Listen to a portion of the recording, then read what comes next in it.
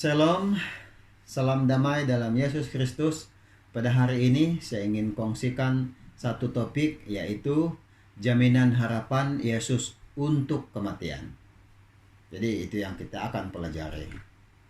Banyak orang berpendapat di dalam dunia ini tentang kematian. Kalau etis berpendapat, jangan mengharapkan apapun yang terjadi. Bermaksud, kalau sudah mati maka tidak ada harapan lagi. Tetapi dalam Kristen ada harapan di dalam kematian.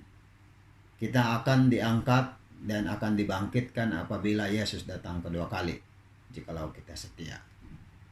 Nah, dalam Kejadian 2 ayat 7 mengatakan, ketika itulah Tuhan Allah membentuk manusia itu dari debu tanah dan menghembuskan nafas hidup ke dalam hidungnya.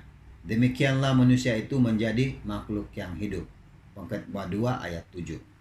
Jadi manusia terbahagi kepada dua. Bagaimana Tuhan menciptakan manusia, yaitu debu tanah, dan Tuhan menghembuskan nafas hidup, maka manusia itu menjadi hidup. Dan itulah yang terjadi dalam Kejadian 2 ayat 7. Pengkhotbah 12 ayat 7 mengatakan, dan debu kembali menjadi tanah seperti semula, dan roh kembali kepada Allah yang memurniakannya. Jadi dikatakan bahwa debu kembali menjadi tanah apabila kita mati, dan roh kembali kepada Tuhan, karena itu adalah dari Tuhan. Begitulah kejadiannya. Sungguh, kata Tuhan, semua jiwa aku punya, baik jiwa ayah maupun jiwa anak aku punya, dan orang yang berbuat dosa itu harus mati. Yehezekiel 18 ayat 4. Dan semua ini adalah kepunyaan Tuhan, baik tubuh, baik jiwa, itu adalah kepunyaan Tuhan. Tetapi kalau kita berbuat dosa, dosa itu harus dihapuskan dan harus dimatikan. Alkitab menyatakan tentang dua kematian. Ada dua kematian, yaitu kematian yang pertama. Kematian yang pertama ini adalah akibat dosa. Kematian yang kedua adalah upah dosa. Mari kita perhatikan. Karena orang-orang yang hidup tahu bahwa mereka akan mati, tetapi orang yang mati tidak tahu apa-apa. Tak ada upah lagi bagi mereka, bahkan kenangan kepada mereka sudah lenyap. Dalam Pengkhotbah 9 ayat 5. Jadi bermaksud orang yang masih hidup, dia tahu dia akan mati. Tetapi yang sudah mati, dia tidak tahu apa-apa lagi.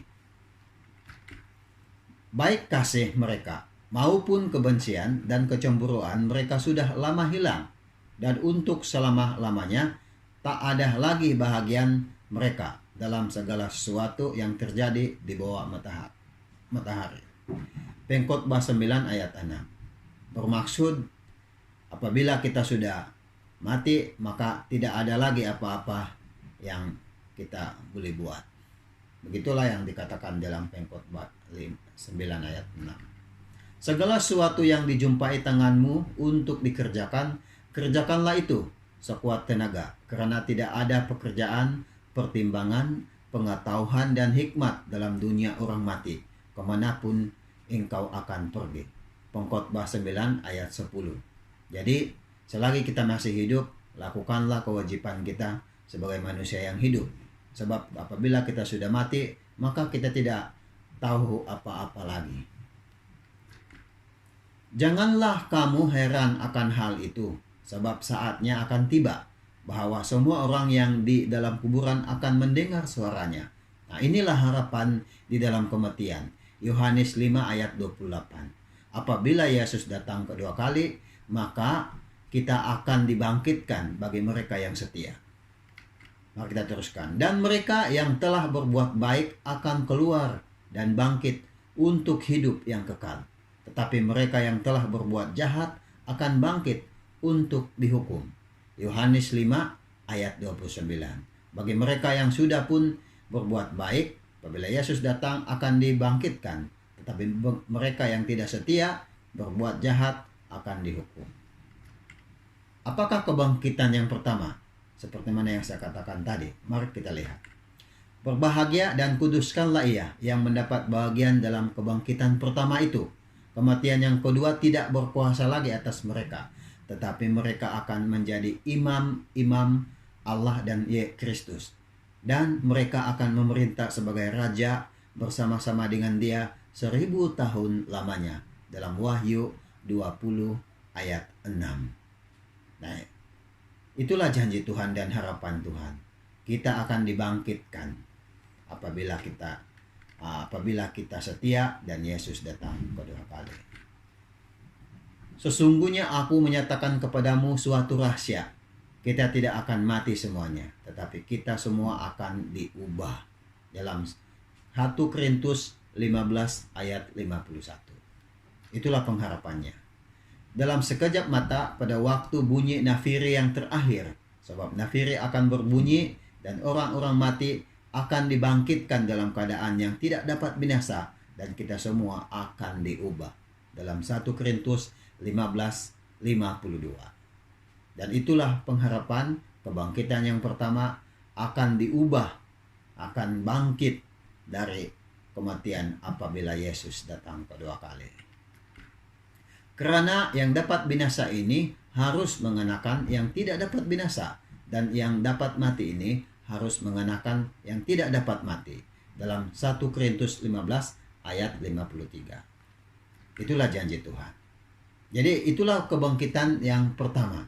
Bagaimana dengan kebangkitan kedua? Mari kita perhatikan. Janganlah kamu heran akan hal itu, sebab saatnya akan tiba bahwa semua orang yang di dalam kuburan akan mendengar suaranya. Yohanes 5 ayat 28. Ya, bagi orang yang setia akan dibangkitkan. Dan mereka yang telah berbuat baik akan keluar dan bangkit untuk hidup yang kekal. Tetapi mereka yang telah berbuat jahat akan bangkit untuk dihukum. Yohanes 5 ayat 29.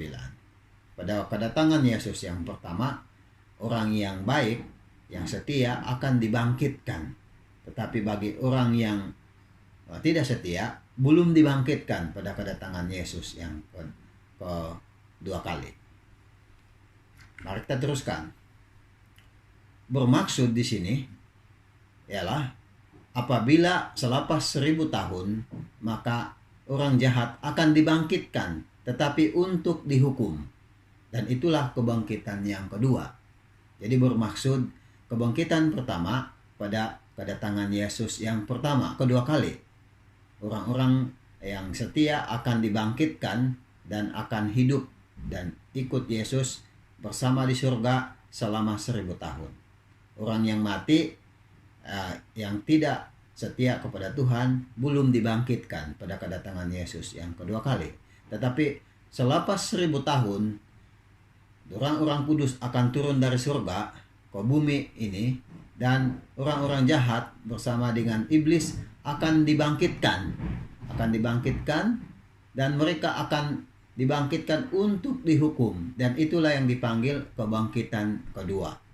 Semua orang akan bangkit. Tetapi pastikan dalam Alkitab mengajarkan bahwa kebangkitan pertama adalah untuk orang yang setia, dan kebangkitan yang kedua untuk orang jahat yang tidak setia untuk dihukum. Jadi saudara dan saudara yang dikasihi dalam Tuhan, marilah kita membuat pilihan. Setiap kita masing-masing, pilihan itu ada di tangan kita, ada pada pendirian kita. Marilah kita memilih untuk mendapat bahagian di dalam kebangkitan yang pertama, bukan kebangkitan yang kedua. Semoga pembelajaran ini memberikan kita suatu dorongan untuk tetap setia dan mengutamakan Tuhan dalam kehidupan kita setiap hari. Tuhan memberkati kita.